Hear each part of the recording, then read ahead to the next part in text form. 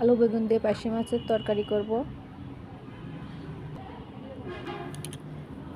আমার খুব পছন্দের মাছ পার্শে মাছ। এটা প্রথমে আমি এই যে পরিষ্কার করে নিয়েছি, লবণ হলদি মাখিয়ে এখন ভেজে নেব ভালোভাবে। এভাবে ভেজে নিয়ে এটাকে সুন্দর করে ভেজে নিতে হবে।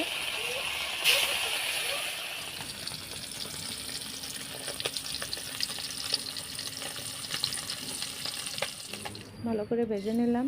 এখন কালো জিরে দিয়ে দিলাম তেলের উপরে, লবণ হলুদ দিয়ে আলু বেগুন ভেজে নেব ভালোভাবে। আমি এখন সাদা সরিষা বেটে নিলাম,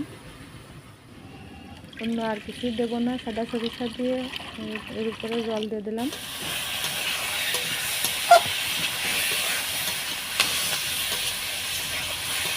ভাজা হয়ে গেছে, এখন উপর থেকে শুধু জলটা দেবো, নিচ থেকে এটা দেবো না, নিচে যে এটা থাকে শুধু উপর থেকে জলটাই দিয়ে দেবো।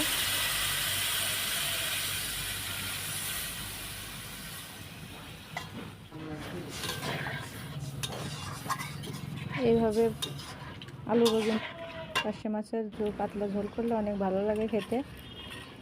আমার তো অনেক প্রিয় মাছ, আপনাদের কার কেমন লাগে জানি না। যাই হোক, আমার রান্না যদি ভালো লাগে অবশ্যই লাইক কমেন্ট শেয়ার করে দেবেন আর সাবস্ক্রাইব করে দেবেন।